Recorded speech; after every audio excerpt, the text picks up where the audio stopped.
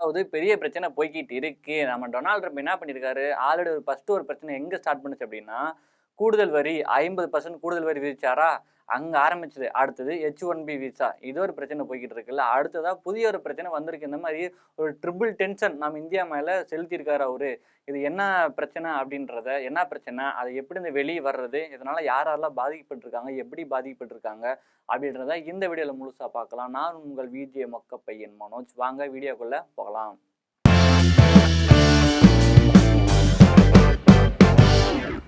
அதாவது பயங்கரமா பிரச்சனை போய்க்கிட்டு இருக்கு. பிரச்சனை மேல பிரச்சனை போய்க்கிட்டு இருக்குன்னு சொல்ல முடியாது. பிரச்சனை பண்ணிக்கிட்டே இருக்க டொனால்ட் ட்ரம்ப். அமெரிக்கால இருக்க டொனால்ட் ட்ரம்ப் நம்ம இந்தியா மேல ஆல்ரெடி ஃபர்ஸ்ட் ஒரு ஆப் வச்சாரு. என்னதுன்னா 50% கூடுதல் வரி விதிச்சாரு. இந்த வரி விதிச்சதுனால என்ன பண்ணுச்சு, நம்ம ஊர்ல எல்லாம் பங்குச்சந்தை நிலவரம் ரொம்பவே சிரமத்துக்கு உள்ளாச்சு, ரொம்பவே பாதிக்கப்பட்டுருச்சு.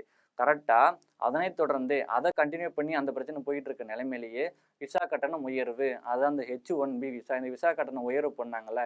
இதனால நிறைய நிதி நெருக்கடி, அதாவது சென்செக்ஸ் ப்ராப்ளம், அப்புறமேட்டு சென்செக்ஸ் மற்றும் நிஃப்டி இவங்கெல்லாம் பார்த்தீங்கன்னா மீள முடியாமல் ரொம்ப தவிச்சாங்க. என்னடா இப்படி போயிட்டு இருக்கு அப்படின்னு சொல்லிட்டு. ஸ்டார்டிங்ல பார்த்தீங்கன்னா முதல்ல 25%, வெறும் 25% தான் சுங்க வரி விதிச்சிருந்தாரு எல்லா நாட்டு மேலேயும். அதுக்கப்புறம் பார்த்தீங்கன்னா நம்ம டொனால்ட் ட்ரம்ப் ரஷ்யா இருக்கால, ரஷ்யா தொடர்பான அதாவது ரஷ்யா சம்மந்தப்பட்ட சில கொள்முதலாம் பண்ணிட்டு இருக்காங்க. என்ன அதுன்னா எண்ணெய், அதுக்கப்புறம் ஆயுதங்கள் இருக்குல்ல, இந்த ஆயுதங்கள் கொள்முதல் அங்கே பண்ணிட்டு இருக்கிறதுனால இந்த பிரச்சனால என்ன பண்ணியிருக்காங்க அப்படின்னா 50% ரொம்ப அதிகமாக போட்டாங்க கூடுதல் வரி. இங்க இருந்தா ஸ்டார்ட் ஆகுது. அதுக்கப்புறம் தான் இந்த H1B பிரச்சனை, விசா பிரச்சனை. இதுக்கப்புறம் முக்கியமான பிரச்சனை என்ன பார்த்தீங்கன்னா, இதெல்லாம் இவர் பண்ண பிரச்சனைகள்லாம் நேரடியாக ஐடியில் வேலை செய்கிறாங்களா அவங்க எல்லாரையும் போய் நேரடியாக பாதிக்கும் வகையில் இருக்குது. ஏன்னா ஐடினா விசா கட்டணம் உயர்த்தனால ஐடியில் நேரடி பாதிப்பு எல்லாத்துக்கும் ஏற்பட்டிருக்கு. இதனால் டெய்லியும் இந்திய ரூபாய் இருக்குது பார்த்தீங்கன்னா, இந்திய ரூபாய் மதிப்பு டெய்லியும் சரிஞ்சிட்டே வருதுங்க, குறைஞ்சிக்கிட்டே வருது. ஒரு நாள் அப்படி ஒரு நாள் எப்படின்னு கொஞ்சம் மாறி மாறி வந்துட்டே இருக்குது. இன்னைக்கு காலையில், அதாவது புதன்கிழமை காலையில் $1 ரூபாய்க்கு 88.80 பைசா இந்த மதிப்புல வரலாறு காணாத வீழ்ச்சி அடைஞ்சிருக்கு. இந்த மாதிரி என்னைக்கு வீழ்ச்சி அடைஞ்சதுல இன்னைக்கு எப்படி வீழ்ச்சி அடைஞ்சிருக்கு. அதாவது இந்த அமௌண்ட் எல்லாம் குறைஞ்சதுனால இந்த வரலாறு காணாத வீழ்ச்சி அடைஞ்சிருக்குல்ல, இந்த பண மதிப்பு வீழ்ச்சி அடைஞ்சதுனால என்ன பிரச்சனை வரும் அப்படின்னா, நம்ம இறக்குமதி பண்றோம்ல, அதை ஒன்றா பார்த்தலாம். இறக்குமதி பண்ணும்போது அதோட விலை வந்து ரொம்ப அதிகமாகும். இறக்குமதி விலை பொருட்கள்லாம் ரொம்ப அதிகமாகிடும். அதுக்கப்புறம் பார்த்தீங்கன்னா எண்ணெய், கச்சா எண்ணெய் விலை இருக்குது பார்த்தீங்களா, ஏற்கனவே கச்சா எண்ணெய் வந்து நம்ம ரொம்ப தலைவலி டென்ஷன் பண்ணுற அளவுக்கு போயிட்டு இருக்கோம். பெரிய ஒரு பாதிப்பு தான் அதுவே. அதே மாதிரி அதோட விலை அதிகமாயிரும், கச்சா எண்ணெய் விலை அதிகமாயிரும். அந்த இடத்துல ரூபாய் மதிப்பு ரொம்ப குறைஞ்சதுனால. அதுக்கப்புறம் பார்த்தீங்கன்னா பெட்ரோலு, டீசல் இந்த விலை, பெட்ரோல் டீசல் விலை வந்து உயர்ந்ததுனால போக்குவரத்து மற்றும் லாஜிஸ்டிக்ஸ் இருக்குல்ல, அதோட விலையெல்லாம் அதிகமாகும். இதனைத் தொடர்ந்து அதோட மதிப்பு ரொம்பவே குறைஞ்சிட்டே வரும், பண மதிப்பு, நம்ம இந்தியா மதிப்பு.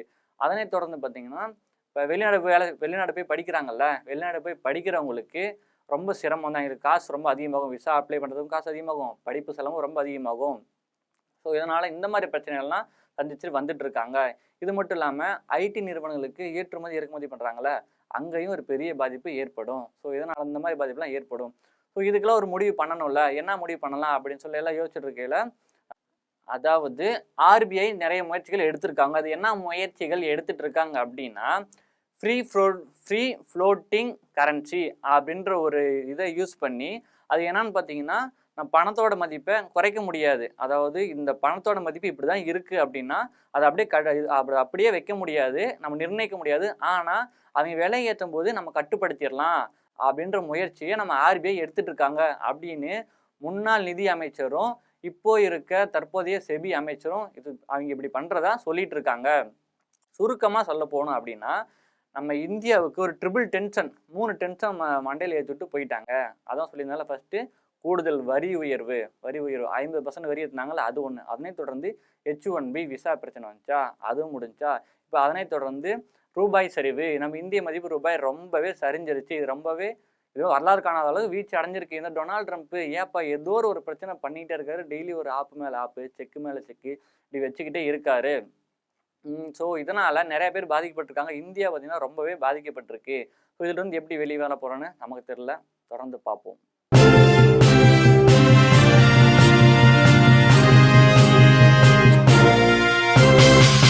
உடனுக்குடன் அப்டேட் தெரிந்து கொள்ள ஜெம் டிவி தமிழ் ஆப்பை இன்ஸ்டால் செய்யவும்.